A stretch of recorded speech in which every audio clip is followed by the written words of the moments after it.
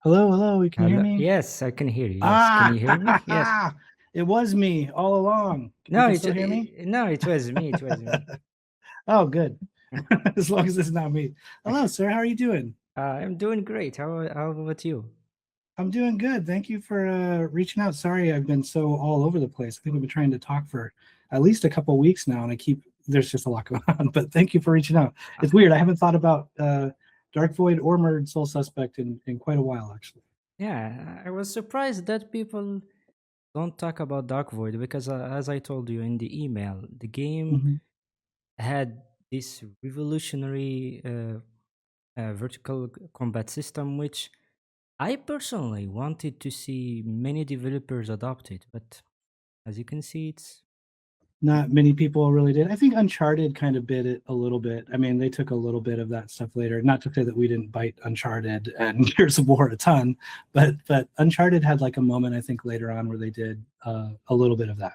But it was after we had already done it. Yeah, vertical cover was a weird one. I have feelings about all of this stuff. I was very deeply involved in. I came up with vertical cover, and then brought it to the team, and I've got feelings about all of this stuff. Where do you want to start today? I listened to the interview that you did with Steven, which is fun. It's interesting to hear his perspective on things too.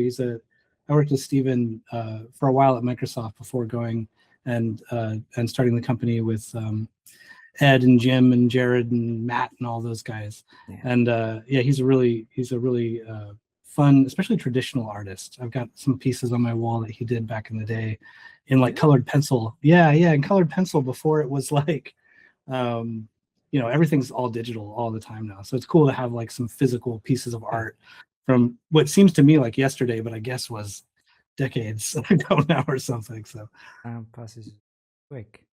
oh yeah, for sure. Yeah, so I have the questions here, which Sure. I did not read them. I like to just, if it's cool, uh, I like to just keep it kind of conversational, and we can really get into it with this one because it's old. Obviously, with I am here representing myself, I'm not representing my current job or any of the things that are yeah, going on there. And I have some stuff that I think I might be able to share with you that you'll find pretty exciting, as long as we kind of preface it under the I'm sharing them for historical purposes, yeah, of course. and they're not really I don't think there's no big IP or anything that's associated with it. And these are things that we were working on before Dark Void. So it wasn't even Dark Void, but it was kind of some legacy ideas that became things that kind of influenced Dark Void later. So the first question I wanted is, do you remember the early code names for Dark Void? Oh yeah, yeah. The first code name was Sky Raiders, and Jim Deal, who really was the one that started the company. After we Crimson Skies 2 was in development at Microsoft. We had a pretty cool story going on there. But Crimson Skies, which I don't know if you know what that is, but that was a playing game that a bunch of us worked on back in the day for Microsoft at FASA Studios. And after that released, it got really good reviews, but it didn't actually sell great. It's actually a really difficult game if you go back and play it. I love it. It's one of my favorite games I've ever worked on. But when that didn't really sell well, FASA had to make some decisions, and they decided to work on put most of the team on a separate game, which was a game called Shadowrun. And so Jim Deal had left and had talked with Ed Freeze, and they had started the beginnings of what Jim had called Airtight Games. And then I joined later with Jared and Matt Brunner. The original name was Sky Raiders. By the time I got there, we played around with it, and I was really wanting to do much more of a kind of a Pixar-ish. I'll show you some images. It's a little Fortnite looking kind of. You still have Um, the images? You yeah, still yeah, have? I have video, dude. I'll show you a movie in a second. Oh, So, that's but it awesome. was, yeah, but we changed the name from Sky Raiders, and then it became the Black Cloud or Tales from the Black Cloud, which is funny because later on I worked on a game that had Tales in it and had some similar vibes, but was a very different world. And that was, really the story of the story was weak. I got to be honest. I think the story in Dark Void was weak. If you want me to be really blunt about it, and a lot of that was just our execution and what we were trying to do, and not quite understanding what it means to tell a story, which I can talk about more in a second. But we had the story of like a kind of a 1930s pulpy, over the top type of thing, and just wanted to lean into this kind of Saturday morning cartoon, but a little more violent, honestly, and just a little generic in some ways, but had some really cool elements of flying airplanes and using grappling hooks, which got cut because of other things, and all kinds of stuff. So, but yeah, so I'm sorry to go back. It started as Sky Raiders, then it became Tales from the Black Cloud. Then I think it was called the Watchers for a little bit, which was tied into the. That's when we start getting into Dark Void. That's when it was. When it really became Dark Void and Capcom picked it up. Before that, it was its own separate entity that we were pitching around to a lot of different people. And then after the Watchers, some marketing people came in from Capcom and decided to call it Dark Void and they had all these reasons.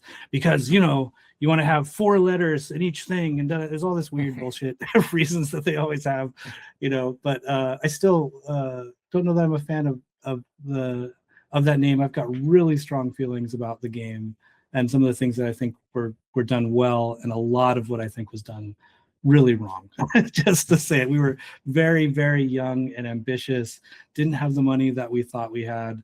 I made tons of mistakes as kind of a lead designer and essentially a creative director, and not knowing how to kind of hold down a vision can be very difficult. And I think Dark Void's a good example of when a studio, bless their heart, amazing people there that I worked with and all of that, but when a studio interferes so much, and when a person that's supposed to be holding the vision, which in this case, I don't know who it was. Was it myself?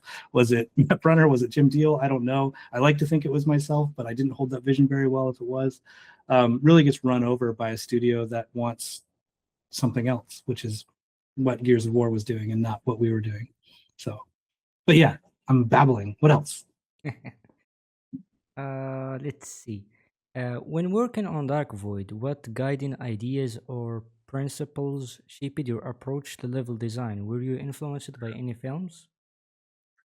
Yeah, I mean, we were influenced. I think Children of Men was something that we talked about a lot and that was because of the cover shooting stuff that was starting to happen in the industry with Gears of War and stuff. So we were looking a lot at that. And was there things we could take from that? We actually looked a lot at what we'd done on Crimson Skies more than film stuff, and that was for kind of like the camera stuff, especially around flight and dealing with those things. But what was the original question? I'm sorry. When working on Dark Void, what guiding ideas or principles shaped your approach to level design? Yeah, I think level design, I gotta be honest, was rough in Dark Void, and the reason was vertical cover in a rocket pack I don't think actually mixes well as maybe people want to. And I know you love the game, and I'm happy you love it, and I hope more people. It's really nice to hear that people liked it, because for me it was a traumatic experience, like having a vision and watching that vision slowly get torn apart into something else. Originally, to talk about level design, originally we had much more when it was Tales from the Black Cloud and before we started making Dark Void, which had this different thing. You didn't have a rocket pack. You had you had airplanes, and you had grappling hooks. And then what you would do is you would land on like these dirigible things, these giant airships. And then from there, you had a little bit of vertical cover that you would use as you kind of navigate around these 3D kind of objects. And I think the best level we ever had in there was done by a guy named Jason. And there was kind of in Dark Void, there were 2 or 3 of these like floating bases. It's like the first time you get your jetpack and you jump off and you fly around these bases, and you kind of blow them up one at a time. And then you fight like a big Archon, like a big robot with a little lizard guy in it that comes out later. And that to me was what the level design should have been, which was very open. You get to utilize your jetpack in this exciting way where you have the freedom of this full space, and you can have some aerial combat. And then when you land on this kind of island, even if it's a floating island, you kind of know the rules to get in that and then get out, and then you have freedom to go to the next place. So that level design made a lot of sense to me. I think what happened is when we got vertical cover in, and then marketing wanted to lean into that because it felt like something that was really unique. Vertical cover and jetpacks, they don't go well together, right? Like what we did that worked so well in that first level that I was discussing, where you had those kind of islands, is we'd bring you inside to that space. You tried to use your rocket pack in there, you were screwed. You'd bump around and crash into stuff and die. So vertical cover became like, it's like it means something in here, and the level was designed around it, right?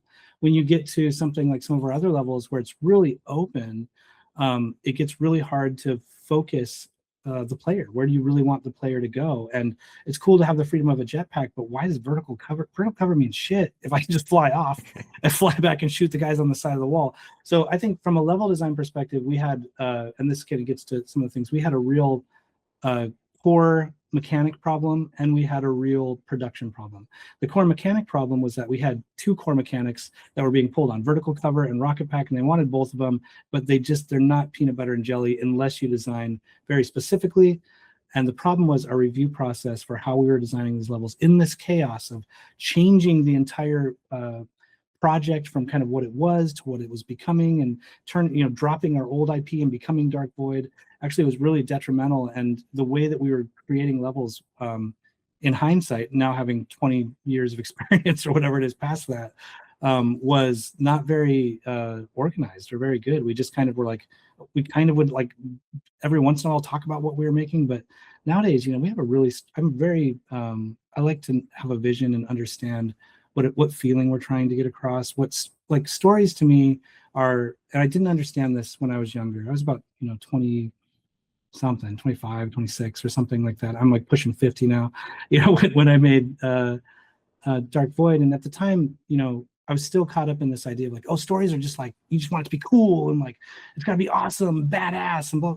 But it didn't, and I wanted it to mean something, but I didn't know why, and what I was doing. And now that I've worked, I got to work with great filmmakers, and I've had an opportunity to work on a bunch of different games, from MMOs to virtual reality to shooters and all that stuff. And what I found is the truth is stories are a way for us to try and understand what it means to be alive, right? Like, who are you? What are we doing here? What is this? So what we do is, and some games are kind of some of this too. Games are kind of a way for us to, back in the day, like understand and train, what is this, and how can we try to express that to other people to get this shared idea out and try to reflect on who we are and what we're trying to do. And Dark Void, I think, had heart in some places, but it was misguided, and it was more about plot than it was about character and about meaning something. And so nowadays, when I design a level, or when I'm working with designers and we're designing a level, what are we trying to say here? That's the first question. What are we trying to say?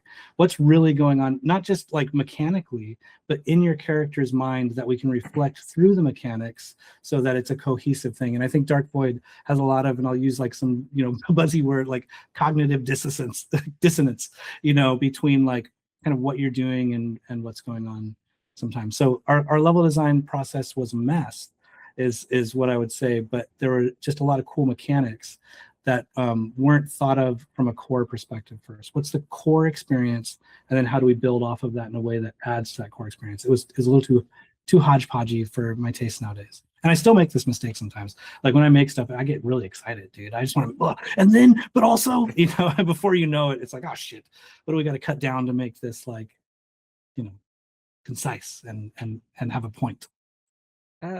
Since we are talking about level design, when the hover mechanic was introduced, make any change? Because as Stephen said, when you acquire the hover mechanic, the cover system becomes not very important, because you can just fly and shoot. Yeah. I mean, I think that comes down to like some of the same things that I'm saying, which is like you've got all of these mechanics that are cool kind of on their own, but weren't really thought about very well when you're putting together a level and stuff. We had some instances where I thought the hover pack worked in interesting ways, right? Like to me, it's cool in like if we would have balanced it correctly. Like you can only hover for so long. How much hover do you have? How dangerous is it to hover? When are you making those choices to hover? We didn't think about it in those ways. We were just slapping. We were just trying to. That game got made in different parts and very scrambly. And so at the end, people were just slapping stuff in there. and these are, by the way, like what we pulled off, even though it's very B movie now, which I like, there's something about that I love. Like so many, weirdly, I hear a lot of people say Dark Void, like after it was done and everything, because it turned into like a $2 bargain bin thing. So like people just picked it up. And so a lot of people played it. which is cool to hear about. So I like that B movie quality about it. But we had a team of people that was legitimately extremely talented. Like a lot of people from Microsoft, a lot of up and coming people that now are working on huge games that kind of started with us, and that was like, especially I'll work on projects now with some of the best teams in the world, and I'll kind of pine sometimes for the passion that was going through that studio, because people were earnestly trying their best to make this awesome thing, but we just had some missteps.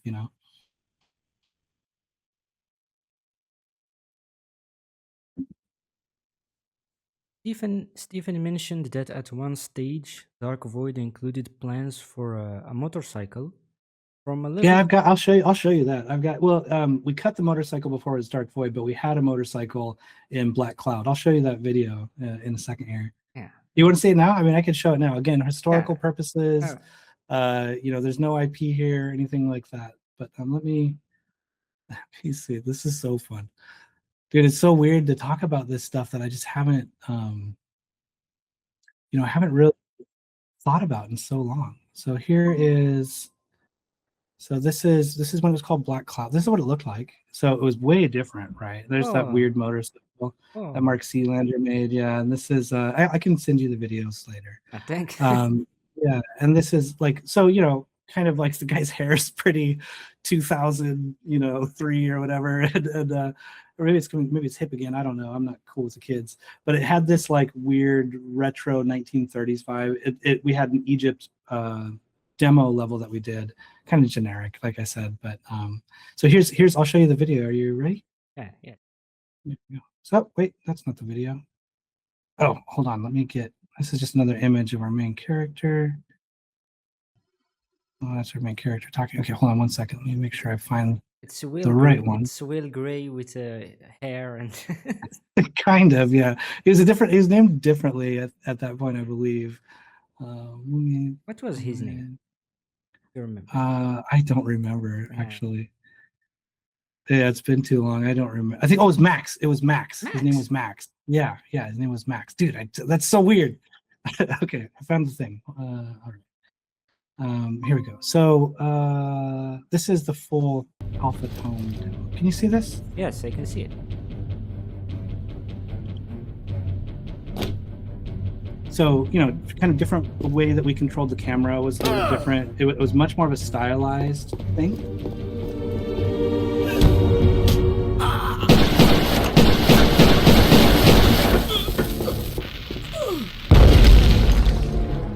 I'll turn it down a little bit here so I can talk a little bit.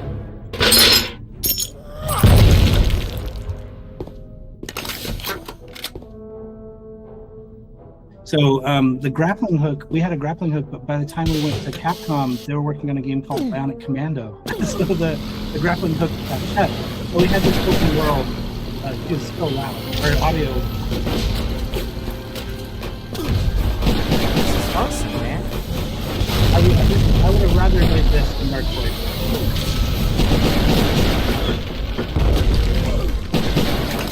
Turn it down a little bit more so I can talk over this a bit. Yeah, very different thing. Here's the motorcycle that we had. And this was before Just Cause, by the way. Like, Just Cause didn't exist when we made this game, and you'll see some similarities that came out. We pitched to IDOS, which was interesting, but that was who knows? Just Cause came out about a couple years after we pitched to them. So we had this cool motorcycle, we had a grappling hook, the motorcycle could shoot, you had this third person shooting. At this point, we didn't have cover, but you could jump out of vehicles and get into planes. This is where it got really cool. And so we took our plane mechanics from Crimson Skies, that was the idea, and built this, like, I was way into like just the open world Grand Theft Auto stuff at that point. Was very big, and so it still is cool.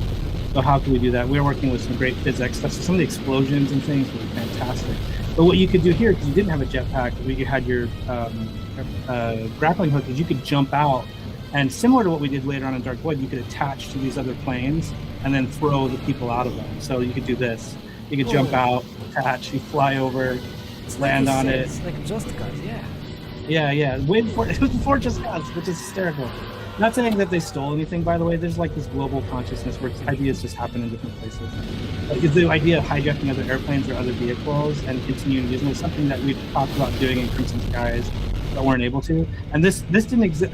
This was really new. The idea of having a parachute, like I didn't see this in any other game that I could think of at the time when we had come out. But then we had these cool like giant 30s robots that you would fight, you know, kind of like an Iron Giant type of vibe. And everything was kind of, you know, had more of a physicality to it. And if you look at you can think about kind of the level design of this, where it's more open. It had a better trajectory of where we could land it. But so this was, you know, kind of where we really started when we were on our own making stuff. This is very cool. Kinda wish you kept this level because yeah, the Egypt ice sticks are awesome. This to me, like I love so much, you know, about what we were doing with this. This is the end of it right here. Is more like stuff I like than what Dark Void became. You know, I wanted to make a pulp adventure. You know, I am the when you keep hearing all the weird Star Wars nerd stuff, like I'm that dude. I'm the Star Wars nerd, you know, like and I also loved at the time like Sky Captain and the World of Tomorrow had come out, and Iron Giant and all of this stuff, and this idea of doing this like period piece that was pulpy was what I was excited about, you know. And it was like story of like lizard people and an alien invasion, and you know, going through the Bermuda Triangle kind of stuck around and came back in Dark Void, but we had much more of a cheesy kind of tongue-in-cheek fun version of that is more my style, I think, than or more things that aesthetically I'm excited about than Dark Void, which became like I'm so grim sometimes, and the only way we can get through this is if we're badass, you know. Like it had too much of that, but it wanted to be, you know. But I think because of that, kind of ironically became a proper B movie where it wasn't self-aware of the fact that it was kind of bad. So I don't know. But anyway, I can show you here. I'll show you one more video actually. Yeah. So this is yeah. Let me show you. I can find, dude. How am I having so many problems finding this shit? Get out of here. I don't think anyone managed to find this video because that video nowhere. You're the first person that's probably seen it outside of the team and other people that are there, which is, you know, depending on how many likes your YouTube videos get, maybe somebody else will see it. Let me. Oh, what did I just do? I just ditched that thing. Hold on 1 second. Let me open this back up. Let me see. So I have another one that shows. This is kind of where. This is where we were getting into like the Watchers territory. So I'll show one. Just aesthetically, you can see how it's a little bit different. So this is. Here you go. This is just kind of some early hijack videos that we did. I have one more video after this I'll show. But just the different, the planes were all biplanes and stuff. We were playing with that UFO concept pretty early on. Your jetpack, we were using that to compensate for the grappling hook because we didn't have a jetpack that was letting you really do the things that you were in the final Dark Void. But some of this, like some of these ideas came back through. That one, which is kind of a fun. UFO is different here. UFO is different, yeah. It's similar, but it was again, it was a really different game at that point. See, I'm trying to see if I've got one area in here. I'm trying to find. I thought I had one that was like. Well, I'll send you some other videos. I've got another one in here that I think shows more of the actual like. What it was like before you were Will Gray and all of that, and it had that 35, but you were going through one of these ships. Dude, where was I? I thought I just had it here. And is it oh, here it is. Here it is. So this shows you like this was still in the level design. We kind of had an understanding of what we were doing, and then it changed quite a bit from this. So you would like fly your ships around and land here. This is when you first got cover in. So you'd fly your ships up and land on these like original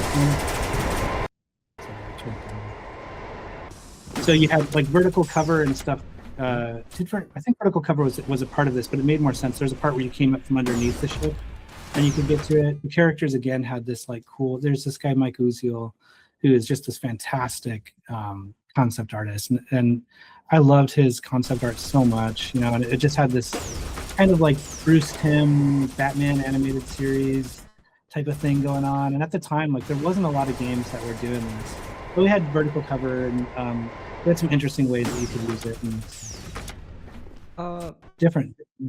these enemies he's fighting are they from? These were called the Invisible Hand. Yeah, It was- that one. Yeah. Yeah, it was very different, and it was, you know, it was all still that same. All of it ties into like the before it became really big, kind of like the ancient aliens conspiracy theory stuff, right? Like it's Illuminati. You know, who's running the world? Do you know what's really going on? Oh, probably lizard people. You know, like it was just playing around with that stuff, and that at that point, I think we really had a better grasp on this cheesy nature. But Gears of War came out, the cover shooting, they saw it in our game because we ripped it from Gears of War, and then we were putting a spin on it with vertical cover and had too many of these other mechanics that we were adding.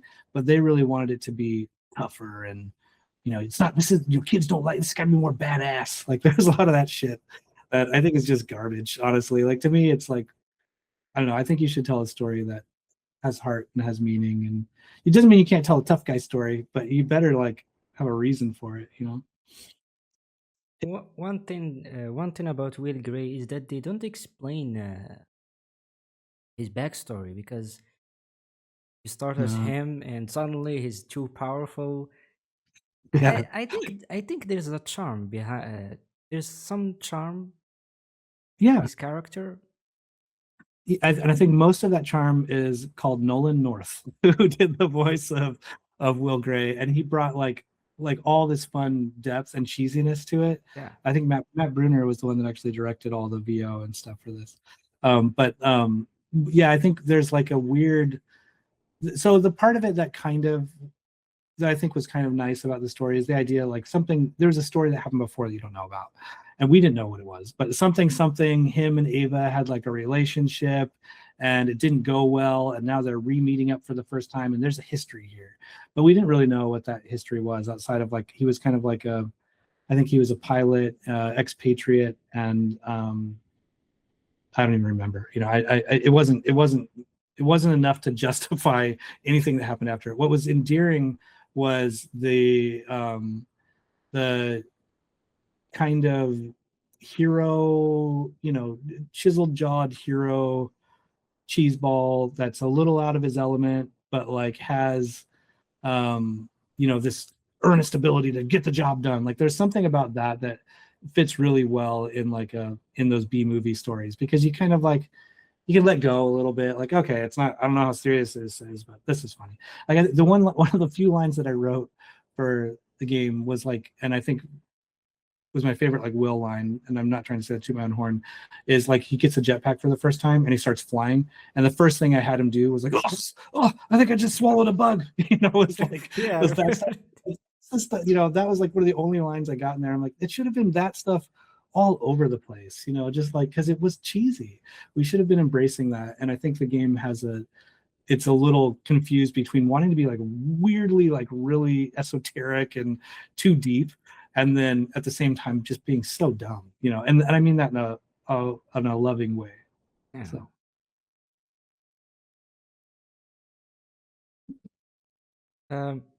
This question is for you, but what were some of the challenges you faced when designing the revolutionary vertical shooting system?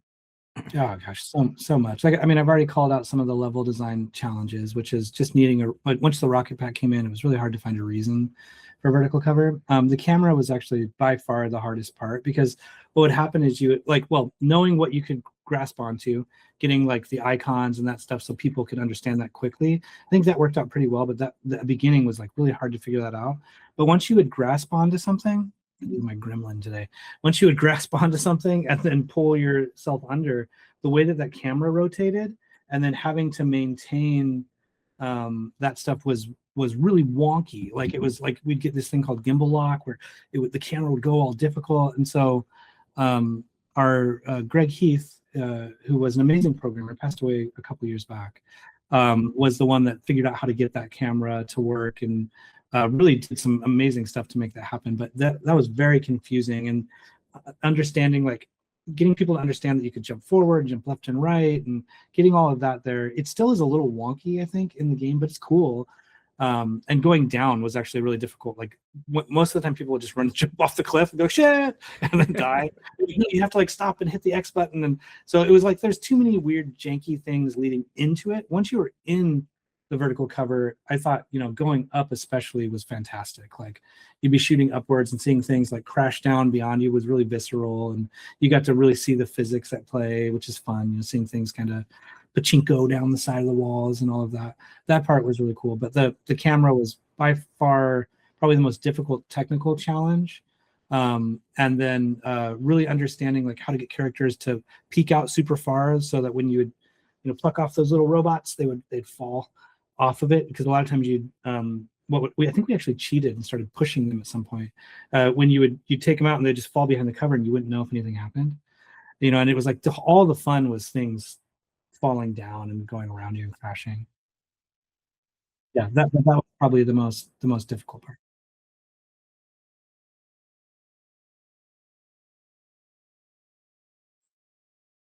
Were there any early level concept or layouts that had to be cut or heavily reworked because they didn't support jetpack combat as well as expected? Probably, yes, I'm sure of it. Like, I think, again, I think we were so scrambly by the time that level design really was happening, and we were so unfocused that it's hard to even grok what levels might have been in there that got cut.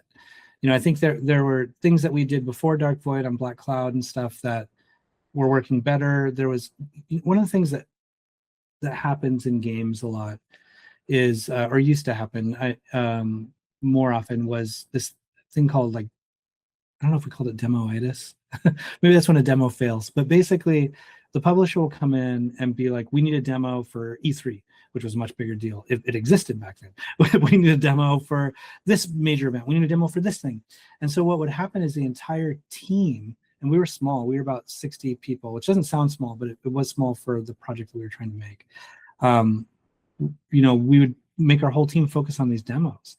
And so the demo levels would have a high level of polish, and everything else was falling to the wayside and wasn't being picked up properly, wasn't being like properly managed.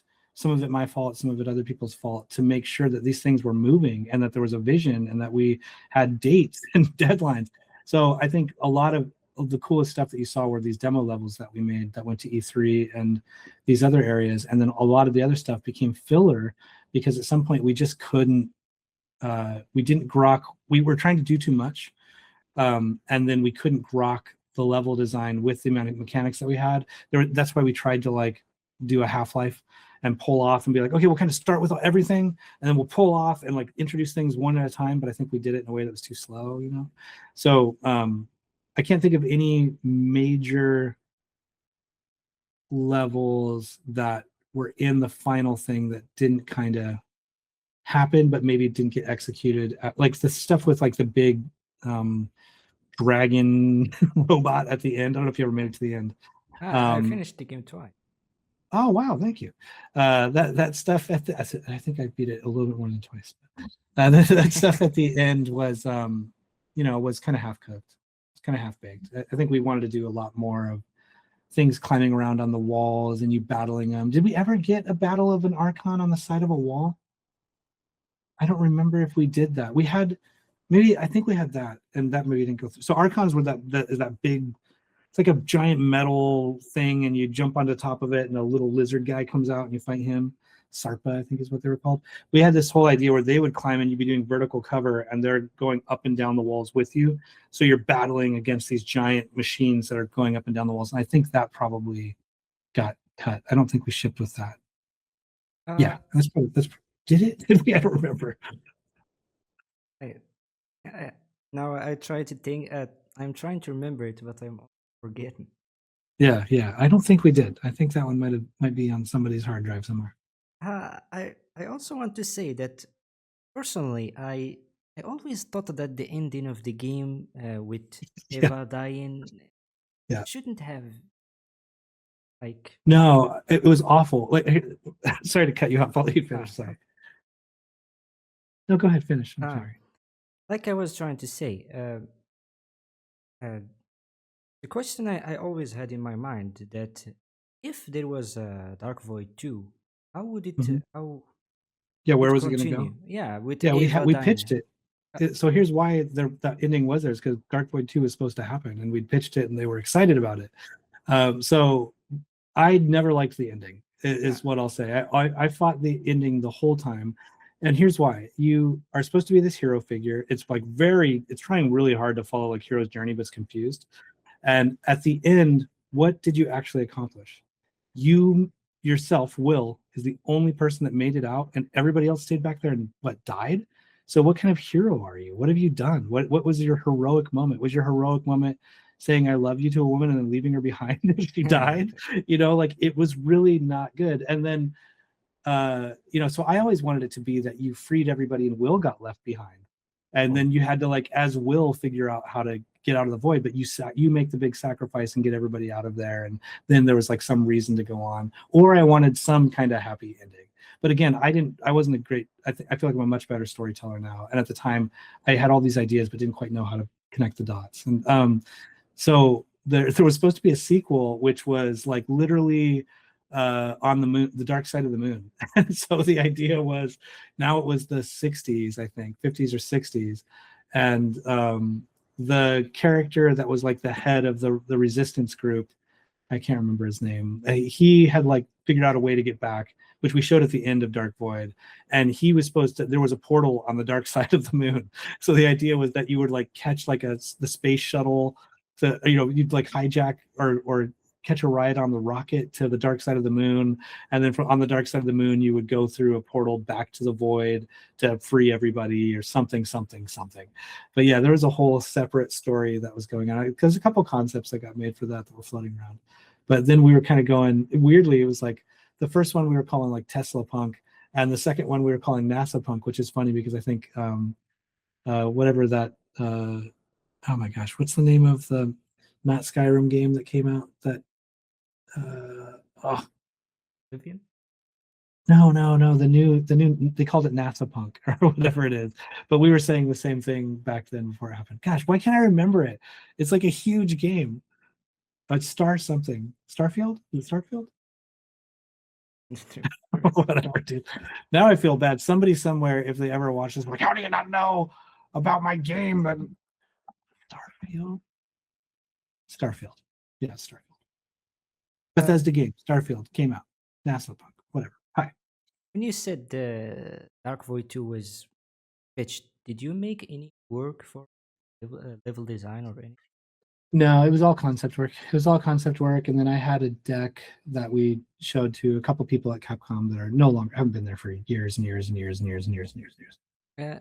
Did any prototype at all was made for it? No, no, not for Dark Void 2. And by the time, like the last 6 months of Dark Void, I was pulled off to start because we'd gotten into a relationship with Square Enix. Ah, yes. And uh, like they called us out of they cold called us, and we're like really excited about the videos they were seeing of Dark Void. And then before I knew it, that we had signed a deal with them. And so before Dark Void was done, and I regret this because I think if I would have stayed on for the last 6 months of Dark Void, I would have fought for some quality and for some things a bit differently. But my time got completely split. Most of it got handed off to another designer who did their best to like land that project. But then I went on to do creative direction on a different game. There were two different games that were pitching. One that was like an awesome, and I wish we'd have done it, dinosaur adventure thing. Oh, But then the other one, what we ended up doing with Square Enix was became Murdered Soul Suspect. mm. But when I was there, it was a very different game. Yeah, And I was Fate, working with Fate. yeah, it was Fate, and it was when we started, and I was working with Yosuke Shikawa and Kaigushima and all of these great people from Square Enix, Yuki. The really amazing designers that have gone on to do great things with the Final Fantasy series and stuff like that. They didn't know that they were stepping into a shit show with us, where Dark Void was a mess. We're coming out of that. We had this. There was another art director that had come on at the time, not Steven, who was just really full of himself and just almost tanked the game, honestly. And so I got about 6 months into Murdered Soul Suspect before I walked off of it, because it was just not what I was. I was really burned and super depressed after Dark Void came out and got horrible reviews. I was working on Murdered Soul Suspect. It was a completely different game when I was working on it. It was more like a Resident Evil kind of shooter, but you were a ghost that was solving your own mystery, solving your own death. That was my idea that I was really excited about. But it was Yosuke's idea to do a ghost story. It was my idea to do a ghost story about you solving your own murder.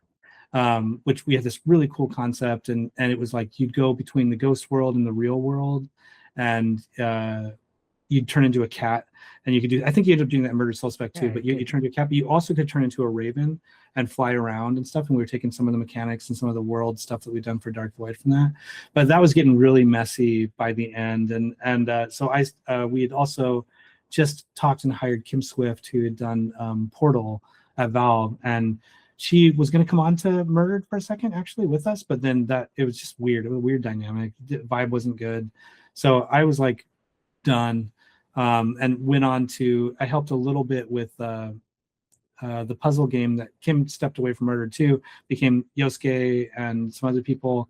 I went on to start doing some initial level design and some ideas for a game. What's that game called? Quantum Conundrum that we made, which is like a puzzle game. With Kim Swift, but then I left that probably, I don't know, 6 months into that. I was kind of done, and then I took like a 3-minute break, and 3-month break is what I should say, before I jumped back in and did some MMO stuff. Yeah.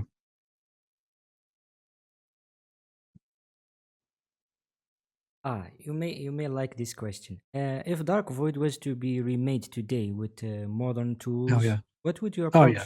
What would you approach differently from a level design standpoint? Oh, dude. Yeah, that's a great question. So, and it has to be Dark Void. Is that because what I would do if I could take that experience, right, of all those things, what I would go back to the Black Cloud, which was like kind of the real spiritual successor, and take some of those core ideas, and I'd probably build off of that. If it was Dark Void specifically, I would go back to our one of our demo levels, and go back to the island concept, which actually, some of the designers, and I didn't work on this, when they did, there was some DLC that came out for Dark Void. When they designed those levels, they were so much better. They were so much like, yes, that's how we should have designed our levels. And what they were is they're kind of concentrated islands of danger that you have to go inside, take care of something, and then come out of. So if it would have been more like, you have your jetpack, you always have your jetpack. Outside, you're flying around, you're doing some aerial stuff to, take over whatever it is, and then you fly to a flying base, or a base that's on the ground where you're going to have to go internal. And from there, it's like you have your rocket pack, but you got to turn that off. And now you're going inside, and you're going to have to go up and down, and that's where you're going to have to use your vertical cover, and then you'll solve something and come out. Like, we had 1 or 2 levels that did that. I would lean into that hard, and I would try to find every twist on that concept of, let's go open, let's have islands of interest. When you're in the open, it's about aerial stuff, and then we'll land or float around these small islands that you'll go into, use your vertical cover to uncover things, unlock things, more interactions that aren't just shooting shit, and then come out of it. I think that's another thing, is our levels got very samey and very mundane. It was very like, shoot, shoot, shoot, shoot, shoot, shoot, shoot, cover, cover, cover, cover, cover. Now do it vertically for a second. Now fly around. Now shoot, shoot, shoot, shoot. Like, I think in order to tell a real story, I would look a lot more at our kind of our activates and our collects, and utilizing that more than just kills. Just go out and, like, I think when you work on an MMO, one of the things you see through very quickly is most mechanics, most of the things you're doing come down to kill, collect, or activate. And when you start thinking about level design, a lot of it's that. Now, collect can be a lot of different things that you're collecting, things that you're gathering, or whatever it is. And there's always ways of putting flavor onto that to give it different stories. But it can really work those core mechanics, the shooting mechanics or whatever they are. And activate is just a way of saying, I can go up and hit a button or do an interaction, and something cool happens. A wall falls down, a robot shows up, my arm gets stuck in a blender, whatever it is. Like what are those things that break up the monotony of just basic shooting mechanics, and we didn't have enough of that flavor in there for it to be exciting. We didn't have enough like twists and turns. There's no real twists in that story. I think is another thing. Like a good story has twists. You know what I mean? Like you're in the middle of it. You think you know what's going on. Like, oh my god, that's his dad. What? You know what I mean? Like without that, it's just. And I feel like Dark Void had a lot of just like mundane, just like we're moving through the paces, you know, and not a lot of like, oh my god, like I didn't know Ava was the Watcher all along and has been following me. We had like some other dude, I don't remember his name, you know, some other dude that kind of is like too cinematics, and all of a sudden he like betrays you, but we never built any relationship with this character, so it didn't mean anything, you know.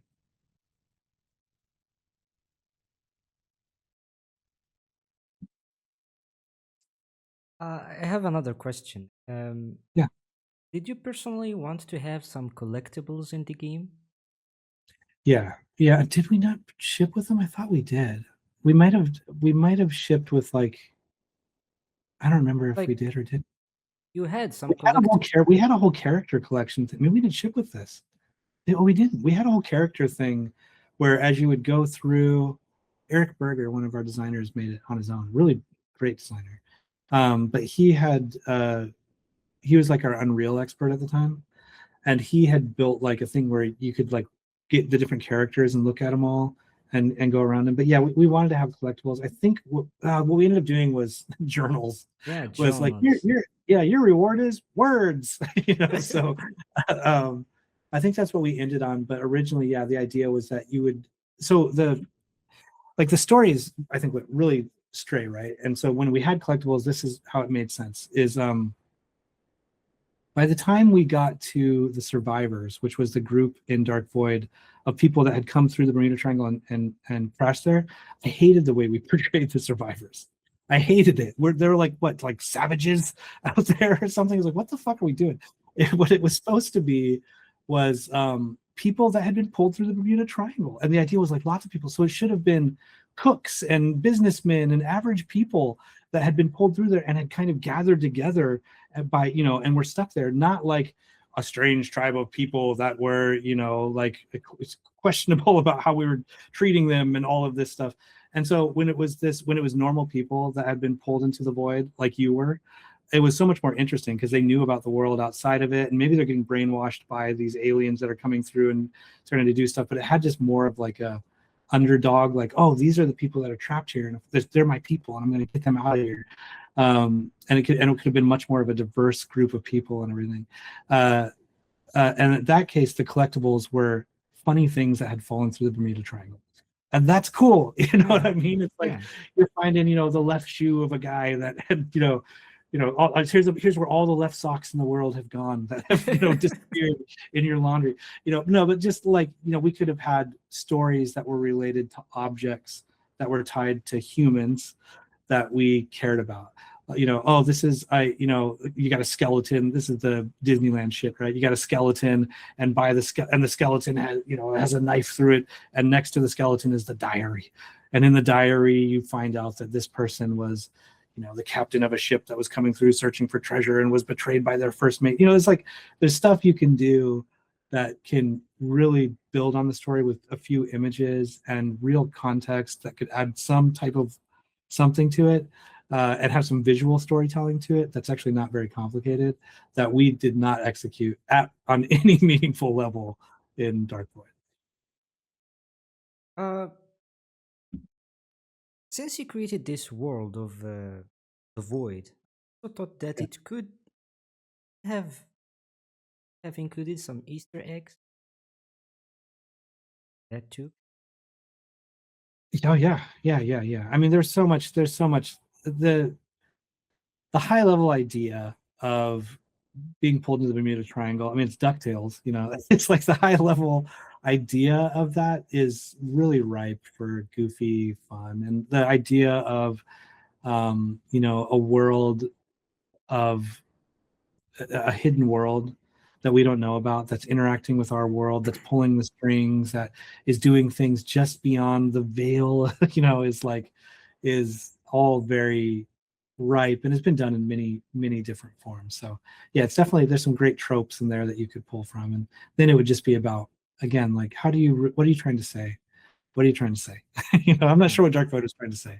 Still, I mean, I think I know what it was trying to say at a very high plot level. It was saying the world isn't what you seem, what it seems. There's more going on, and love is the answer.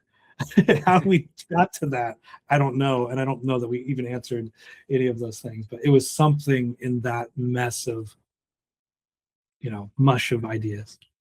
Yeah. Uh, th-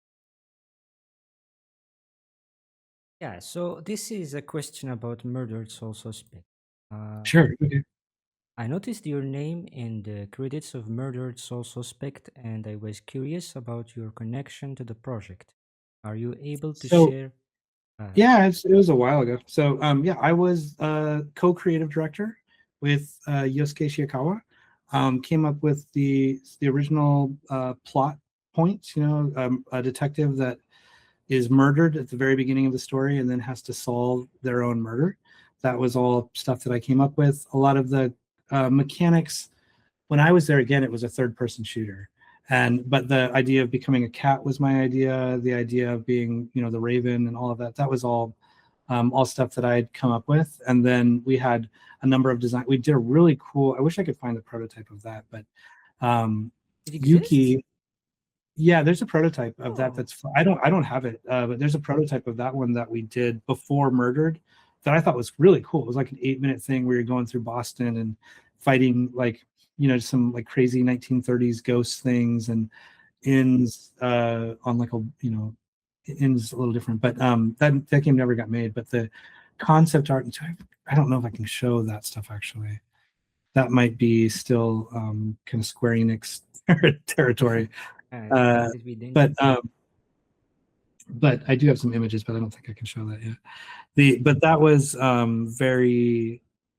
It was cool. It was different and everything. You had like you had, I think it was like you had a 6-shooter. It was like you were like old school. You looked like Humphrey Bogart, but a ghost, right? Which meant you had like the full on like long brown coat. You were like a full on noir detective. It was super retro sci-fi noir. At that point, I didn't like the look that they ended. I was gone by the time they came up with kind of hipster murdered. Like when I was there, it was like much more like we were going deep into like it was stupid noir. We were looking at like the Vanity Fair spread that had been done. There's all these beautiful noir images of like Jack Nicholson and stuff. And so you were like this noir guy, and you had this gun that had these. Still kind of stupid, but you had this gun that basically had 2 levels. So you would see people that were moving around, and they would have demons in them. And when you were in the human world, you could use the spirit gun and shoot the demons out of them, and then you could transition to the ghost world and then fight the demons once they're outside of the body. So it had like this weird, like it was like this double mechanical kind of playing in 2 worlds. And like when you'd go in, I don't know what they did in the. I've never played the final. I don't know what the final game is like. I was pretty done with the whole airtight thing when I quit, and I've just never went back and played through that game. So I don't know what the final game was like. But you could you when you go into the cat, or when you go into the Raven, you could see the ghost world as well. So you'd be the cat going around, and like parts of the world would be like broken off and floating away. And as this cat, you're like navigating what looks like a world of brokenness and things like that. And if you come out of the cat, uh, you'd be back in the human world. So it was this very, I don't know what they did in the end, but it was a lot of like just playing up the superstitions of black cats and being able to see more than humans. Why is my cat?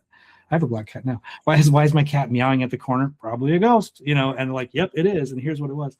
And then it was much more adventure game. Like I had a whole bit about like a guy that's asleep that you have to figure out, like, I have to get through this door, but I can't open the door for whatever reason. There's some ghostly block, but I need to get this human to open the door. So I would like use mechanics to like take over the cat, to knock a candle off a thing, to light a fire, to burn his foot, to make him wake up, and then go back into the cat to put something on his pillow so he couldn't lay back down, and he gets grumpy, and then he leaves the room, and when he opens the door, I possess him, and then I can go through the door, but I couldn't possess him because he was asleep or something. We were trying to do more of these. What I saw ended up being a lot more. It looked like there's some kind of like diary mechanic or something. I don't really know where it ended. I know I didn't like the look of the character. The character looked super cheesy by the time it came out, and when we were doing it, I thought it looked way cooler. Yes, from what you told me, it seems like Murdered Soul Suspect is a little downgrade of Fate. Little downgraded because if Yeah, it's a totally different game, and I think yeah, I mean, I didn't want to work on it. I can say that I left because I didn't like where it was going, and I liked what we had had before that. So. because if it had like you could defend yourself with a gun, it would have been better. But in the final game, you have just virtual mechanic like a monster comes to you and purge it, mashing buttons. Oh yeah, yeah. We had this thing that Ian. Oh my gosh, I can't remember his last name. Ian Vogel was a designer that worked with us, and he had this cool concept where when you're fighting, when you to get like the ghost out of the body, when you were doing like the blast thing, you know, and you were like hitting them, it would like bring up these kind of like spirits that were attached to them, and then you'd shoot these three things, which would disconnect it all the way. So, I mean, it's, you know, it's about choice and it's about what you want to make. What I can say about Yosuke, and I think, you know, to be blunt, I think some of the designers and some of the people at Airtight after I left had some problems working with him. But what I can say is that guy has a vision. You know, he wanted to make a specific thing. And I appreciate that, especially now, you know, and I learned things from him about tone and how to make a good, just how to kind of approach some of these things. So it's a bold choice. I think leaning on the gun, especially at that time, could be, it could be considered, once you put a gun in the game, it becomes a shooter, you know. And so not putting the gun in the game and leaning on those choices, and again, I haven't played it, like I can respect that, because what it's saying is like, I'm going to make a bold choice. Now whether or not they executed on that and they landed it is different, but I think there's some hesitance about, you know, making another shooter, feeling like a generic shooter, you know. And I can see why. That's not what I wanted to make in Dark Void or in Murdered. But again, I can really respect someone that says, you know what, my vision for this isn't necessarily just what everybody wants. It's trying to do this one thing, and in order to do that, I'm going to make this really strong choice and say there's no guns in here. Like I get that, and I've done that in games that I've worked on too.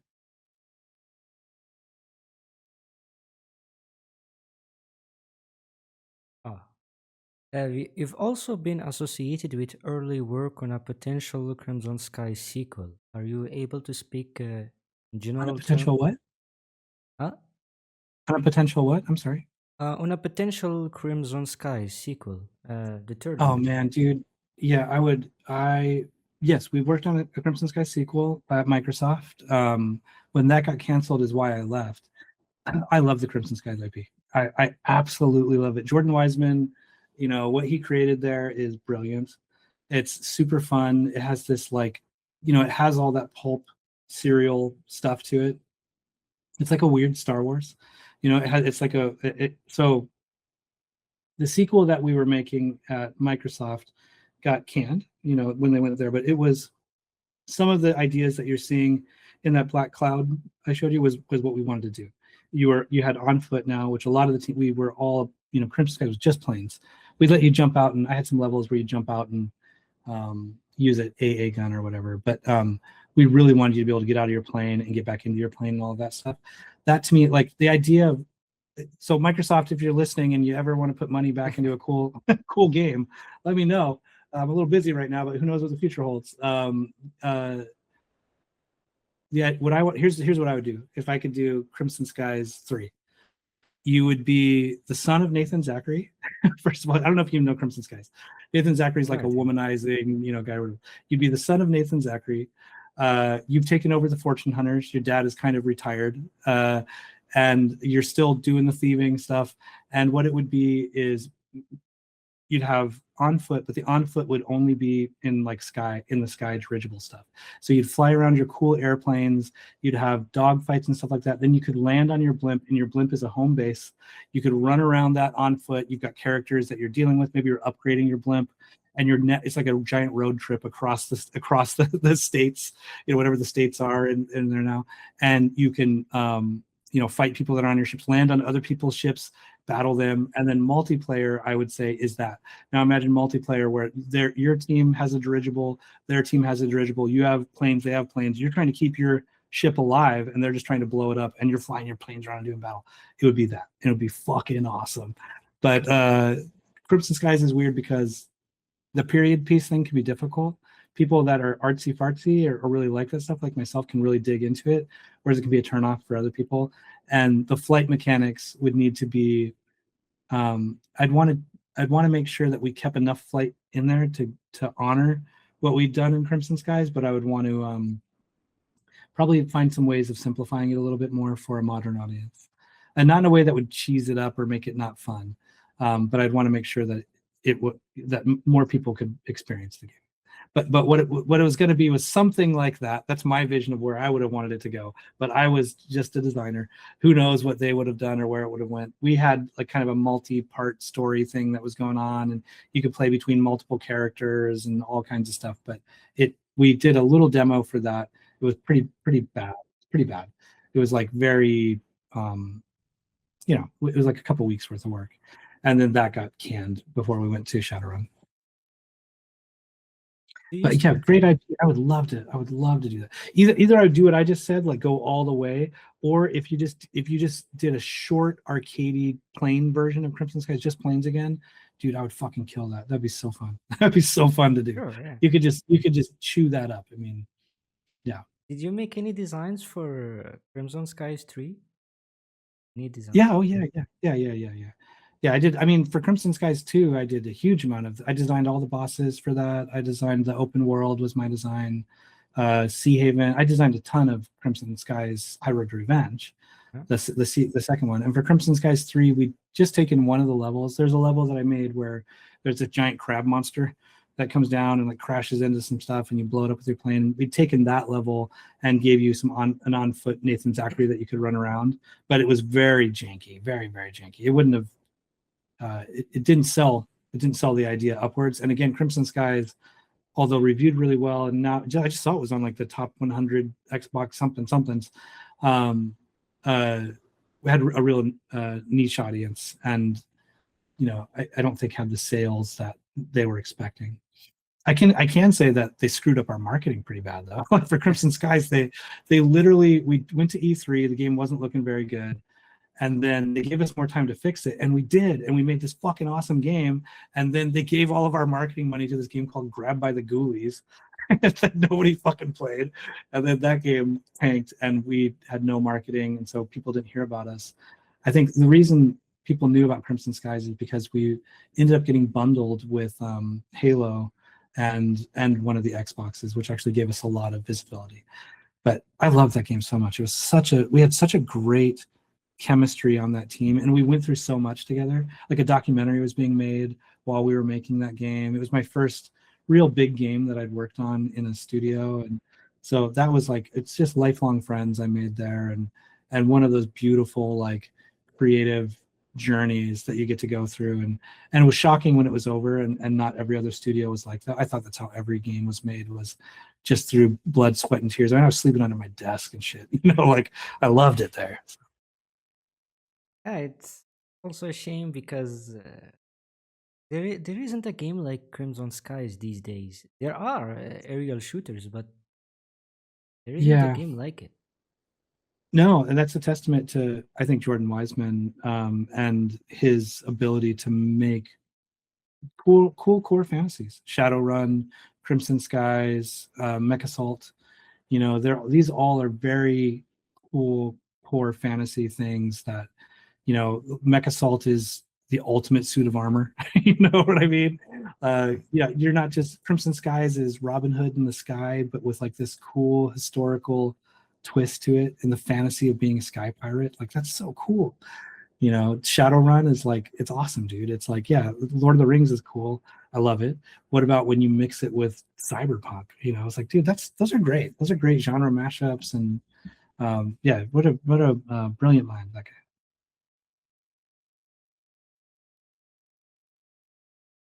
Uh, this is a question from a friend. Yeah. I heard there were plans for a Bloodwake 2. there was a very early build made for it according to some old Microsoft designers who worked on the original. Did you do? Maybe. I mean, Bloodwake was when I started at Microsoft. I did some early storyboards on it, but I was briefly on it. I was on. There was we were working on this. It was like a firefighter game when well, actually, so when I first went to start, I got hired by Alexei Polyov. I never know how to say his last name. The guy that made Tetris was they were making this like bug game, and I got hired for that. But that got canceled, and then I went on to a team that was working on this like firefighting game that also got canceled. When that got canceled, I did a number of really short things within Microsoft that came out before my bigger projects, and so I did some video editing on like a casino project, which I'm not super proud of. I did there's Steven Spielberg was floating around, so there was like an AI game that I did, and I'm not an artist that should have been doing this, but I made like a cover for it. It looked horrible. And then Bloodwake, I did some early storyboards, but and I played a lot of the early builds of Bloodwake, which were honestly a bit more fun than the game. You could fly over islands. You like hit islands and just slide like crazy and jump over them and all this stuff. And they really limited that. But I don't know if there was a sequel that was being made to it or anything. I know it was one of our flagship titles in the beginning, mainly because the water physics were so good. And so everybody was just talking about the water because nobody was doing water that looked that good at the time like we were on Xbox. But I think that I don't know much about it after that.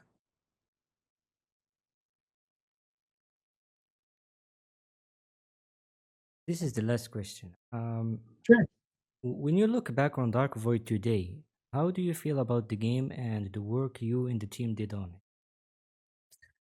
Oh, conflicted, like really conflicted. I think the team, again, was incredible. It was a lot of people that we brought over from other places. I think at the top level, let me say it like this: I think our top level executive team wasn't ready, and I was one of those people.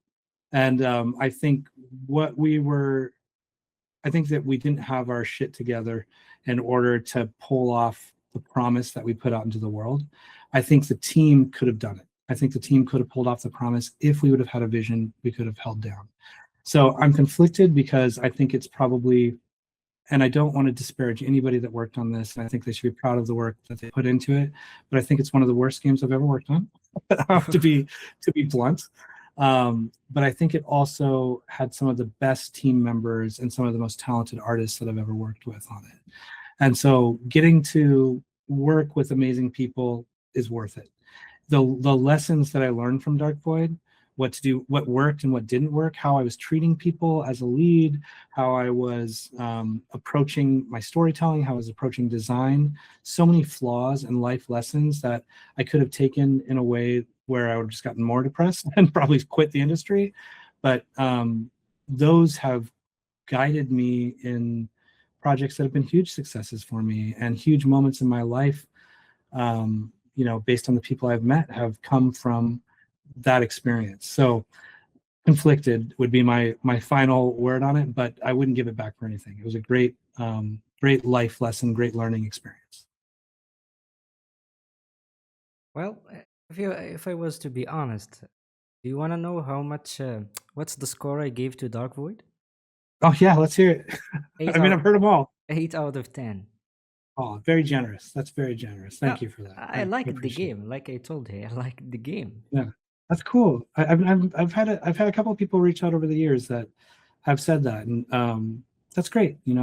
What's awesome about art, games, anything like that is it really is subjective. And at the end of the day, like sometimes you can get lost in the world of reviews and wanting so hard to please everybody that that when it doesn't happen, you don't realize the beauty of reaching that one person. And I think if you were to, like I'm with you right now, just knowing that you like that means a lot to me. So thank you. No problem at all. I, I'm I'm really I'm really happy to see the early version of Dark Void because for Yeah. years nobody nobody knew how the game started. Yes, we know that it started as a spiritual successor, but Where are the images? Where are the Yeah. concepts? It was all obscure. Yeah, I'll share that with you. Like I said, I'll share the videos. What I would say for all the legal reasons is it's 100%, it's not Dark Void. It's the predecessor with ideas that led to Dark Void. But it wasn't Dark Void. It was what could have been, I think. And what could have been was really cool. And I think, if there's any of those execs around that are still listening, uh, thank you for when you put the trust in the people, but trust your people more. Like when you've got people that are passionate, that have a really good idea, don't get caught up in the buzz. Don't just try to make Fortnite or some shit. You know what I mean? Make your thing. We're all individuals. We have this. If you have an opportunity to make something cool, um, figure out what you want. If you want to make money, that's cool. It's nice. If that's your goal, and that's it, that's your final goal, I'm not super interested in working with you. If you want to make art, if you want to make something that could make money, there's a potential there, but you want to express yourself and make something that is memorable for a really, really long time, you got to take risks and you got to take chances. And there's a lot of risks and chances with Dark Void that I appreciate. We didn't make it over the finish line in the way that I wanted to, but yeah, take some risks. Be bold. Don't just do the same shit.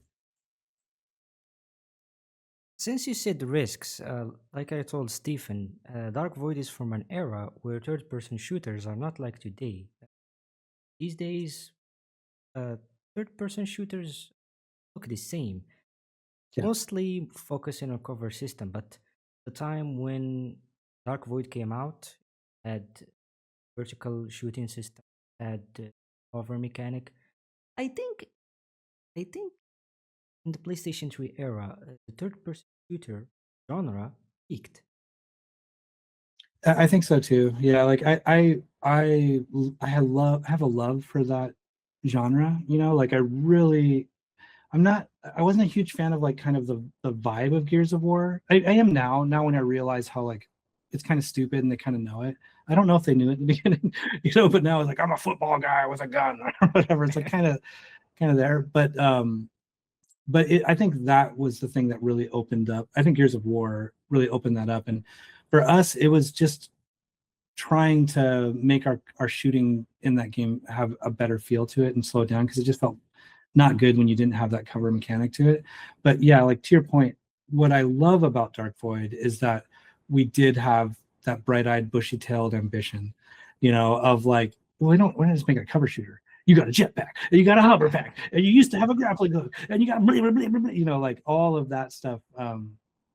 If you've got a core mechanic and a core vision around it, I think it could have been stronger. But our cover shooting didn't come in until kind of later in the experience and stuff too. So it was, I mean, I guess from when you saw it, like cover shooting in Black Cloud, we took all that stuff over to Dark Void, but the production of Dark Void, I think, was relatively short compared to some of the other stuff that had gone on. So anyway, yeah, I would say right now the video game industry in general, like, dude, stop being boring. You guys are getting boring, right? Like, and I love games. Dude, I love games. And at that era, the era of then, I was playing them all the time. Right now, you've got cloud streaming where every video game in the world I have access to in a moment.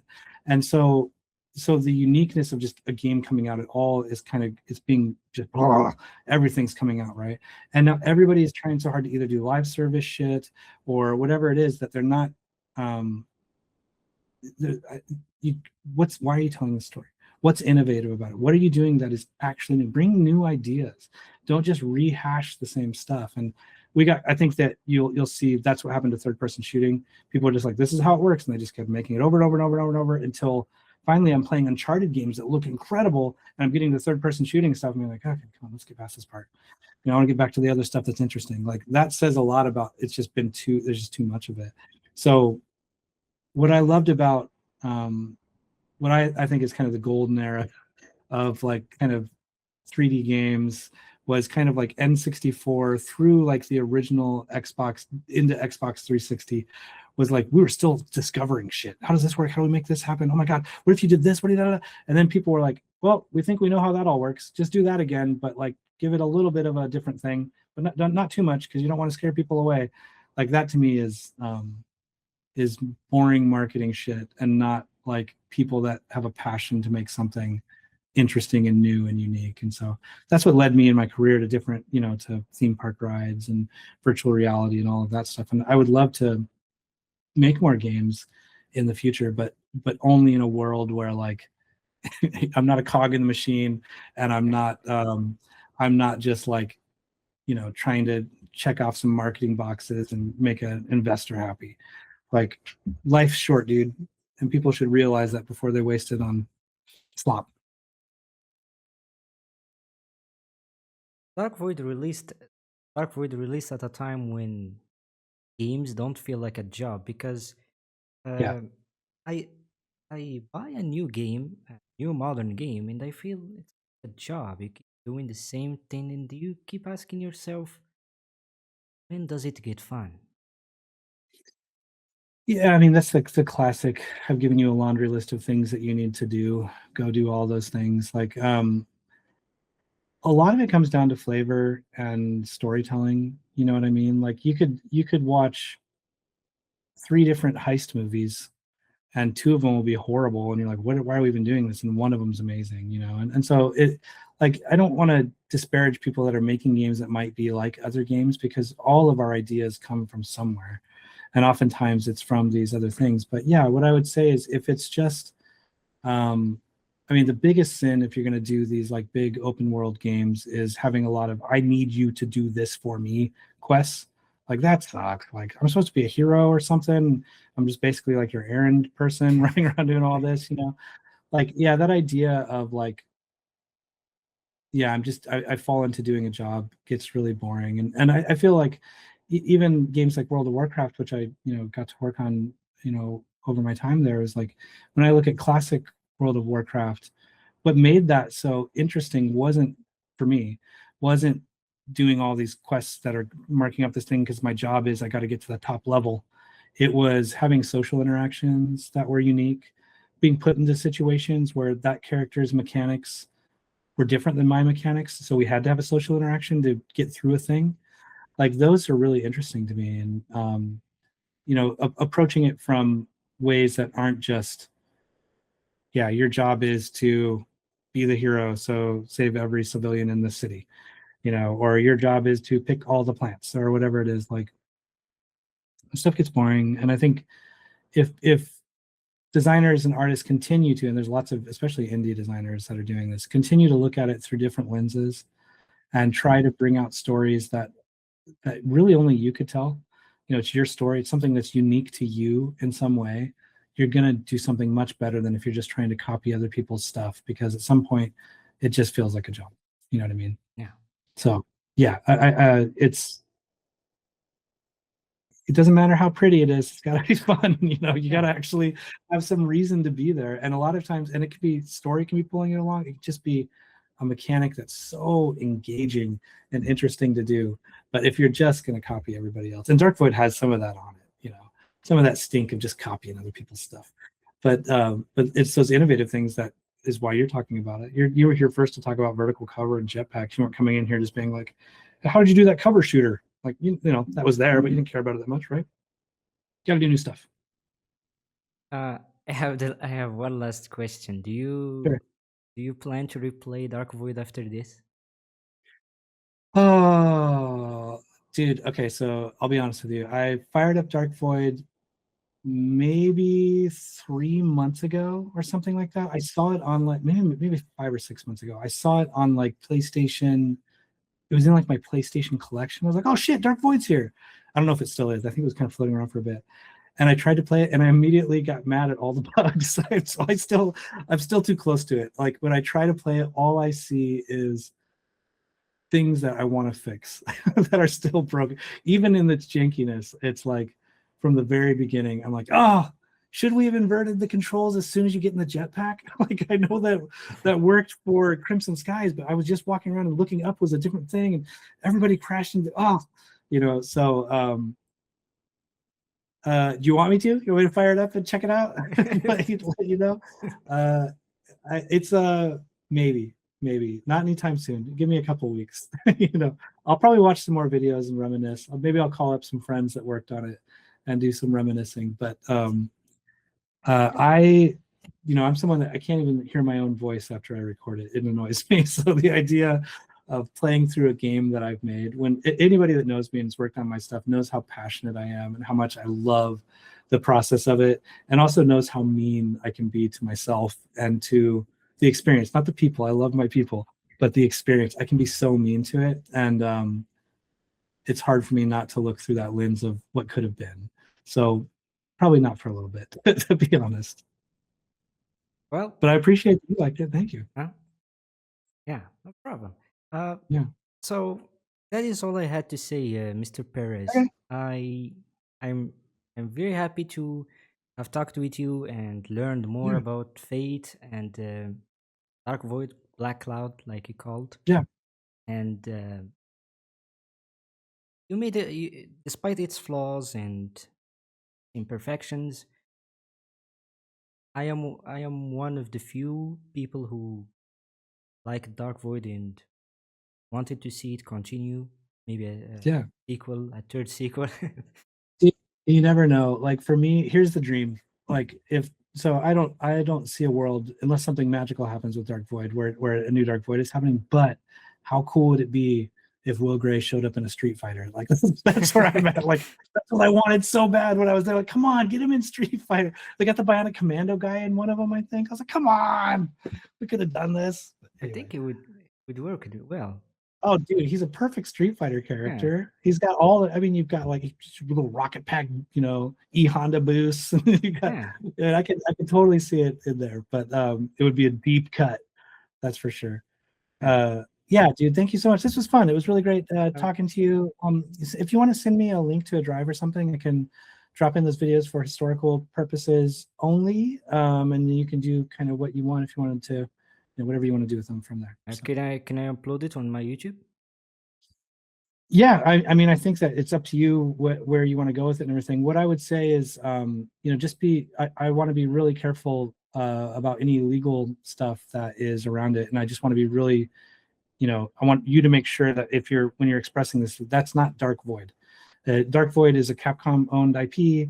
They can do what they want with it. I'm not showing anything from that. What I'm showing is internal Airtight Games footage of ideas and mechanics that we used some of those mechanics and stuff to make Dark Void eventually, but it was a very different game. So it was its own thing, but it definitely is, it's on the road to where Dark Void went. And about the beta you showed me, am I allowed to show it on Unseen 64? Yeah, dude, I'll send you it and you do whatever you want with it. How about that? Thank you, I appreciate it. Yeah. So that's everything I had to say, Mr. Perez.